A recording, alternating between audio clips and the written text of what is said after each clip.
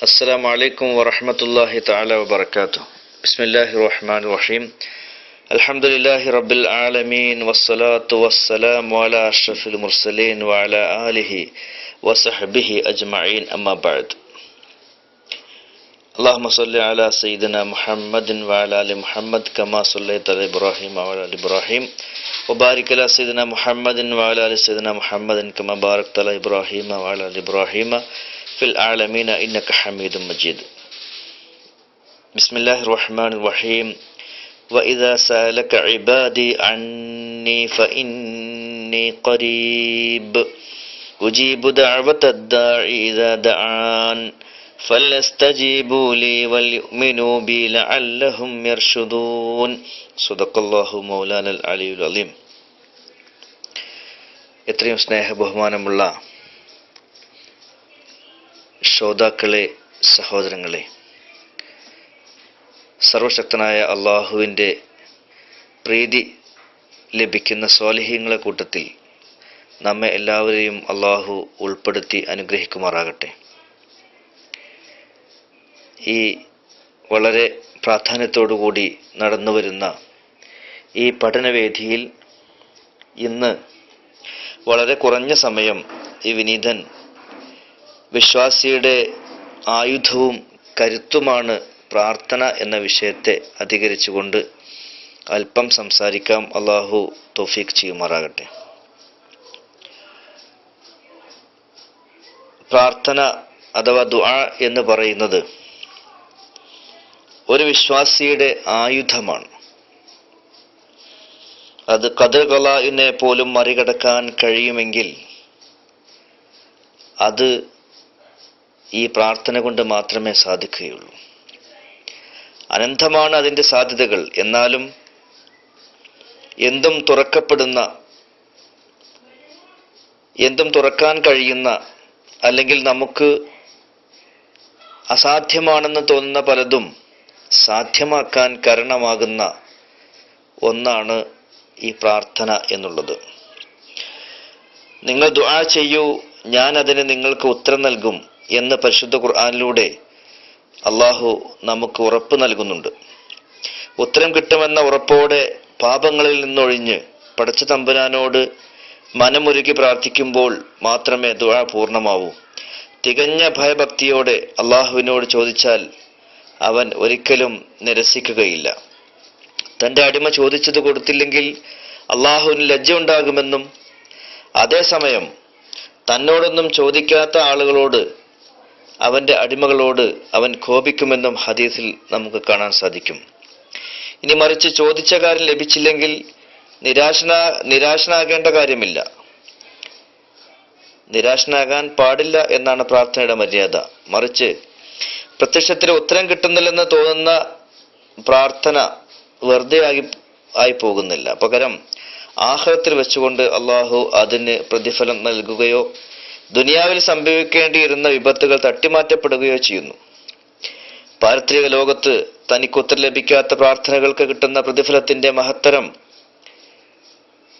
കണ്ട് ദുനിയാവിൽ വെച്ച് തനിക്ക് ഒരു ദുആക്കും ഉത്തരം കിട്ടാതിരുന്നു എന്ന് മുസ്ലിമായ മനുഷ്യൻ വ്യാമോഹിക്കുമത്രേ. അതായത് ദുനിയാവിൽ വെച്ച് തനിക്ക് ഒരു ദുആക്കും ഉത്തരം കിട്ടരുതായിരുന്നു എന്ന് മുസ്ലിമായ ഒരു മനുഷ്യന് വ്യാമോഹിക്കും എന്ന്. ചരിത്രങ്ങളിൽ നിർണായകമായ പല വഴിത്തിരിവുകളും സൃഷ്ടിക്കപ്പെട്ടത് ദുആ കൊണ്ടാണ്. നമുക്കറിയാമല്ലോ, മഹാനായ യൂനുസ് നബി അലൈഹിസ്സലാം മത്സ്യത്തിന്റെ വയറ്റിനുള്ളിൽ നിന്ന് രക്ഷപ്പെട്ടതും വൃദ്ധനായ സക്കരിയ നബി അലൈഹിസ്സലാം വർഷങ്ങളോളം സന്താന സൗഭാഗ്യമില്ലാതിരുന്ന, അല്ലെങ്കിൽ പ്രസവ ഭാഗ്യമില്ലാതിരുന്ന ഭാര്യക്കും യഹ്യ നബി അലൈഹിസ്സലാം എന്ന പുത്രനെ അള്ളാഹു കനിഞ്ഞേകിയതും ഇസ്ലാമിക ചരിത്രത്തിൽ നിർണായകമായ ബദർ രണാങ്കണത്തിൽ മലക്കുകൾ ഇറങ്ങി വന്നുകൊണ്ട് മുശ്രിക്കുകളെ പരാജയപ്പെടുത്തിയതും അവയിൽ ചിലത് മാത്രമാണ്. സ്വയം പ്രാർത്ഥിക്കുവാനും മറ്റുള്ളവരോട് ദുആ കൊണ്ട് വസിയത്ത് ചെയ്യാനും ഇസ്ലാം നമ്മെ പ്രോത്സാഹിപ്പിക്കുന്നുണ്ട്. നമുക്കറിയാമല്ലോ, കുഞ്ഞനിയ, നിന്റെ പ്രാർത്ഥനയിൽ എന്നെ ഉൾപ്പെടുത്താൻ മറക്കരുതേ എന്ന് സ്നേഹമൂറുന്ന ഭാഷയിൽ നബി സല്ലല്ലാഹു അലൈഹി വസല്ലം തങ്ങൾ ഉമർ റളിയല്ലാഹു അൻഹു ഹജ്ജിന് പോകുന്ന വേളയിൽ ദുആ കൊണ്ട് വസിയത്ത് ചെയ്ത സംഭവം ചരിത്രത്തിലെ താളുകളിൽ നമുക്ക് വായിക്കാൻ സാധിക്കും. അതുകൊണ്ട് തന്നെ നമ്മുടെ സഹോദരങ്ങളോട് അങ്ങോട്ടും ഇങ്ങോട്ടും പരസ്പരം ദുആ കൊണ്ട് വസിയത്ത് ചെയ്യലും ഒരു സത്യവിശ്വാസിയുടെ നല്ല ഗുണങ്ങളിൽപ്പെട്ടതാണെന്ന് ഇതിൽ നിന്ന് വ്യക്തമാണ്. ദുആഇന് നിരവധി മര്യാദകളുണ്ട്. അവ പൂർണ്ണമായും പാലിച്ചാൽ മാത്രമേ ദുആക്ക് ഉത്തരം ലഭിക്കൂ.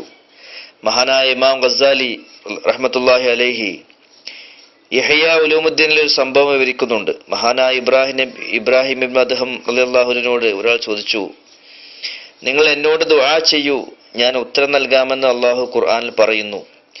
എന്നിട്ടും എന്തുകൊണ്ടാണ് നമ്മുടെ പ്രാർത്ഥനകൾക്ക് ഉത്തരം ലഭിക്കാത്തത്? മറുപടിയായി ഇബ്രാഹിം ഇബ്നു അദ്ഹം റളിയല്ലാഹു അൻഹു 8 കാര്യങ്ങൾ പറയുകയുണ്ടായി. 1, നിങ്ങൾ അള്ളാഹുവിൻ്റെ ഹഖിനെ മനസ്സിലാക്കി, പക്ഷേ അതുപോലെ പ്രവർത്തിച്ചില്ല. 2, നിങ്ങൾ ഖുർആൻ പാരായണം ചെയ്തു, അതിനനുസരിച്ച് കർമ്മങ്ങൾ ചെയ്തില്ല. 3, നിങ്ങൾ പറയുന്നു ഞങ്ങൾ റസൂലിനെ സ്നേഹിക്കുന്നു, പക്ഷേ തിരുസുന്നത്തിനെ നിങ്ങൾ ജീവിതത്തിൽ പകർത്തിയില്ല. 4, മരണത്തെ നിങ്ങൾ പേടിക്കുന്നു, അതിനുവേണ്ടി തയ്യാറാകുന്നില്ല. 5, ഇബ്ലീസ് നിങ്ങളുടെ ശത്രുവാണെന്ന് അള്ളാഹു ഖുർആനിൽ പറഞ്ഞു, പിന്നെയും നിങ്ങൾ ഇബ്ലീസിനെ വഴിപ്പെട്ട് നിർബാധം ദോഷങ്ങൾ ചെയ്യുന്നു. 6, നരകത്തെ നിങ്ങൾ ഭയക്കുന്നു, പക്ഷേ നിങ്ങളുടെ ശരീരങ്ങളെ നരകത്തിൽ നിങ്ങൾ പ്രവേശിപ്പിച്ചിരിക്കുന്നു. 7, വേണ്ട തയ്യാറെടുപ്പുകളില്ലാതെ സ്വർഗത്തിൽ കടക്കാൻ നിങ്ങൾ ആഗ്രഹിക്കുന്നു. 8, തൻ്റെ ന്യൂനതകൾ കാണാതെ അപരന്റെ കുറവുകൾ അന്വേഷിക്കുന്നു.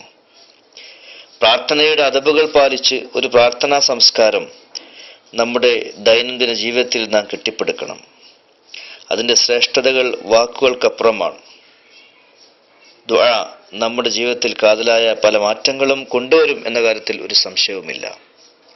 രാത്രിയുടെ അന്ത്യയാമങ്ങളിൽ അള്ളാഹുവിനെ ഓർത്ത് കരയുന്ന 2 കണ്ണുകളെ നരകം സ്പർശിക്കുകയില്ല എന്ന ഹദീസ് നമുക്ക് പ്രചോദനമാകേണ്ടതുണ്ട്.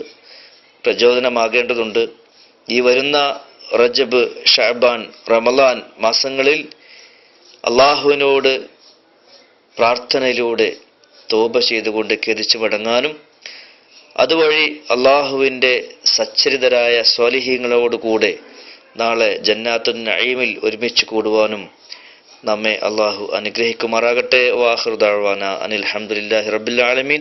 അസ്സലാമു അലൈക്കും വറഹ്മത്തുള്ളാഹി തആല വബറകാതുഹു.